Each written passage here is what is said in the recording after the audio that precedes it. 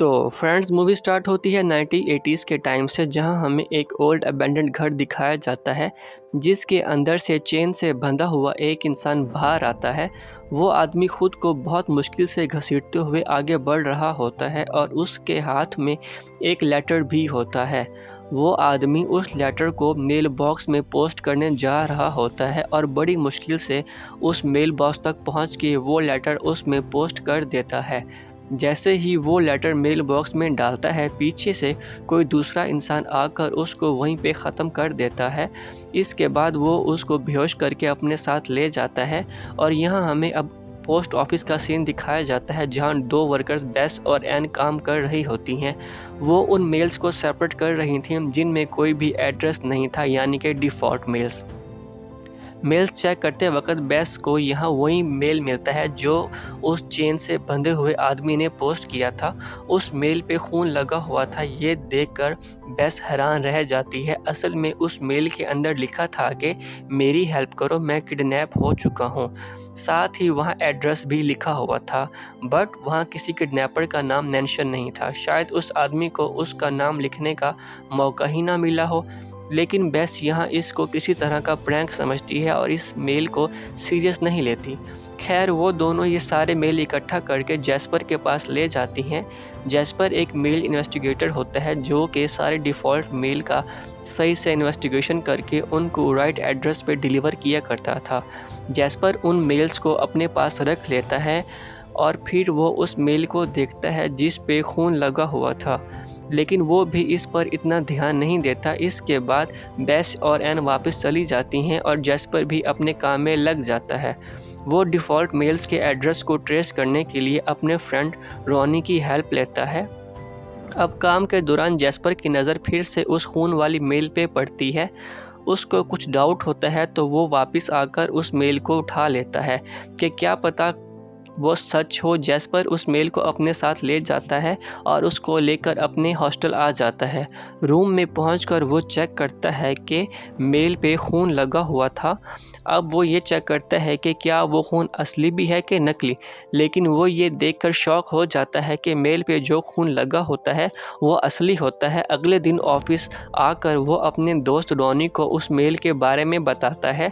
Ronnie वो mail के through उस आदमी का एड्रेस ट्रेस करने लगता है और जैस्पर को लिखवाने लगता है। जैस्पर अभी एड्रेस लिख ही रहा होता है कि एक आदमी जो कि उसका न्यू रूममेट भी होता है वहां आ जाता है और वो जैस्पर को बेहोश कर देता है। जैस्पर को बेहोश करने के बाद रॉनी से जैस्पर का सुपरवाइज़र बनकर बात करता है और उससे पूछता है कि जैस्पर इस मेल की इन्फॉर्मेशन क्यों ले रहा था, लेकिन रॉनी उसको कोई भी जवाब नहीं देता है और फ़ोन रख देता है। अब वो आदमी बहुत घबराने लगता है क्योंकि कहीं ना कहीं वो ये डर रहा था कि वो पकड़ा ना जाए। असल में ये आदमी और कोई नहीं बल्कि वही मूवी के शुरू वाला आदमी था जिसने वो चेन से बंधे हुए आदमी को बेहोश किया था और यही वो किडनैपर था। वो जैस्पर को मार कर सीधा उसी आदमी के पास जाता है जिसको उसने किडनैप करके रखा हुआ होता है। उस आदमी का नाम जॉश होता है। किडनैपर जॉश को वार्निंग देता है कि वो आगे से ऐसी कोई बेवकूफ़ी ना करे। किडनैपर का नाम ब्रैड होता है। अब मूवी यहाँ पास्ट में मूव करती है जहाँ ब्रैड एक मर्चेंटाइज कंपनी में काम करता था जहाँ म्यूज़िकल इंस्ट्रूमेंट बनाए जाते थे। जॉश भी उसी कंपनी में होता है और यहाँ वो एक ऐसे इन्वेस्टर को ढूंढ रहा होता है जो उसके साथ म्यूज़िकल इंस्ट्रूमेंट के लिए फंडिंग करे। और इसी बीच ब्रैड और जॉश की फ़र्स्ट टाइम मुलाकात होती है। ब्रैड जॉश से उसके इंस्ट्रूमेंट के बारे में बात करने लगता है और यहाँ ब्रैड उसको अपने साथ कोलैबोरेशन की ऑफ़र भी करवाता है कि वो दोनों मिल के साथ एक अच्छा इंस्ट्रूमेंट बनाएंगे। ये सुनकर जॉश को बहुत अच्छा लगता है, एज़ उसको हमेशा से ही ऐसा पार्टनर चाहिए था जो उसके आइडियाज़ को फाइनेंशियली सपोर्ट करे। इसके बाद दोनों साथ में काम करने लगते हैं और यहाँ हम नोटिस कर पाते हैं कि ब्रैड को जॉश में कुछ ज़्यादा ही इंटरेस्ट होता है और वो उसकी बहुत केयर करता है। अगले दिन दोनों अपने काम में लगे होते हैं। जहाँ जॉश अपने इंस्ट्रूमेंट बनाने में मसरूफ़ था, वहाँ दूसरी तरफ ब्रैड जॉश के लिए खाना बनाने में लगा हुआ था। इसी बीच जॉश के पास एक मेल आता है जिसको वो अपने पास रख लेता है और फिर वो नहाने चला जाता है। ब्रैड वहाँ आ जाता है और उस मेल को देख लेता है। असल में वो मेल जापान की एक कंपनी का था जिन्होंने जॉश का काम बहुत पसंद आया था और वो जॉश को जापान बुला रहे थे। ये देखकर ब्रैड बहुत डिसअपॉइंट होता है क्योंकि उसको लगा था कि जॉश और वो हमेशा साथ रहेंगे, मगर जैसा उसने सोचा था वैसा कुछ नहीं हुआ। जॉश उसको बीच में ही छोड़ रहा था। तभी वहाँ जॉश भी आ जाता है और ब्रैड उससे अपनी नाराज़गी ज़ाहिर करता है। जॉश उससे अपोलोजाइज़ करते हुए बोलता है कि ये मेल उसको अभी मिला है और वो इसके बारे में उसको बताने ही वाला था।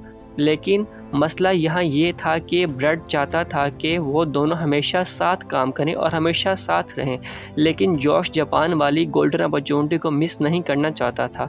ये सुनकर ब्रैड वहाँ से चला जाता है और अपने फ्रिज से आइसक्रीम निकालकर पागलों की तरह खाने लगता है। जॉश अब अगले ही हफ्ते जापान जाने वाला होता है कि तभी वहाँ ब्रैड आ जाता है और जॉश को अपने साथ ले जाता है और इसको दूर अपने दूसरे घर में ले जाता है। यहाँ वो इसको अपने बेसमेंट में ले आता है और इधर वो जॉश के लिए बहुत सारी चीज़ें लेकर आया हुआ था, जो देखकर जॉश बहुत खुश होता है क्योंकि ब्रैड चाहता था कि जॉश यही इसके पास रुके, लेकिन जॉश को तो जापान जाना था। वो उसको समझाता है कि ऐसा पॉसिबल नहीं, जो सुनकर ब्रैड बहुत मायूस होता है और वो ऊपर चला जाता है। उसके जाने के बाद जब जॉश बाहर निकलने लगता है तो वो देखता है कि दरवाज़ा बाहर से लॉक है। अब तक वो ये समझ चुका था कि ब्रैड यहाँ उसको इसीलिए लेके आया था और अब वो यहाँ फंस चुका है। जॉश यहाँ ज़ोर ज़ोर से हेल्प के लिए चिल्लाता है, मगर यहाँ आसपास कोई भी मौजूद नहीं था जो उसकी हेल्प करता, एस ब्रैड पूरी प्लानिंग करके उसको यहाँ पे लेके आया था। जॉश अब यहाँ ब्रैड से भीख मांगता है कि वो उसको छोड़ दे और वहाँ से जाने दे, मगर ब्रैड उसकी एक भी नहीं सुनता है, जिस पे जॉश अब ये जान चुका था कि ब्रैड के आगे गिड़गिड़ाने का कोई भी फ़ायदा नहीं और वो बेचारा वहीं पे मायूस होकर लेट जाता है। ब्रैड अब डेली उसके लिए खाना बनाकर एक होल के थ्रू जॉश को देता है, मगर जॉश उसको मुंह भी नहीं लगाता है। ब्रैड यहाँ जॉश को बताता है कि बचपन से ही हर कोई उसको छोड़कर चला जाता था, मगर अब वो बड़ा हो गया है और वो जॉश को कहीं भी नहीं जाने देगा। ब्रैड एक मेंटल सिक पर्सन था और जॉश को आहिस्ता आहिस्ता इस चीज़ का एहसास होने लगा था। लिहाजा कुछ अरसा जॉश वैसा ही करने का नाटक करता है जैसा ब्रैड उसको करने का बोलता है। एक दिन ब्रैड किसी काम से बाहर जाता है तो जॉश अपनी पूरी ताकत लगाकर खुद को वहाँ बेसमेंट से फ्री कर लेता है और रेंगता हुआ एक डायरी और पेन तक जा पहुँचता है और ये वही लेटर होता है जो जैस्पर को स्टार्ट में मिला था। ब्रैड जब घर पे आता है तो वो देखता है कि जॉश वहाँ से आज़ाद होकर मेल बॉक्स के पास पहुँचा हुआ है, तो वो फ़ौरन से भागकर जॉश को वहीं बेहोश करके अंदर ले आता है और ये वही सीन था जो हमें मूवी के स्टार्ट में दिखाया गया था।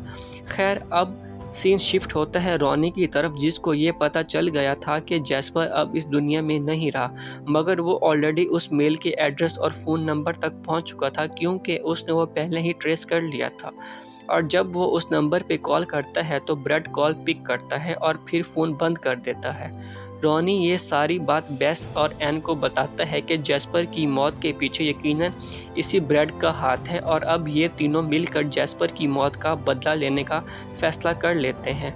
दूसरी तरफ ब्रैड अब जॉश के लिए खाना तैयार करने लगता है, मगर वो इसमें पॉइज़न ऐड कर देता है क्योंकि जॉश किसी भी तरह उसकी बात नहीं मान रहा था और इससे ज़्यादा वो जॉश को संभाल भी नहीं सकता था। लिहाजा वो उसकी जान लेने का फ़ैसला करता है। लेकिन जैसे ही वो जॉश को खाना देने जा रहा होता है उसके गेट पे कोई आ जाता है। वो जब बाहर देखता है तो बाहर एन होती है और वो एन को अंदर बुलाता है और गेट बाहर से लॉक कर देता है। बस बेस भी बाहर दूर से खड़ी होकर ये सब देख रही होती है।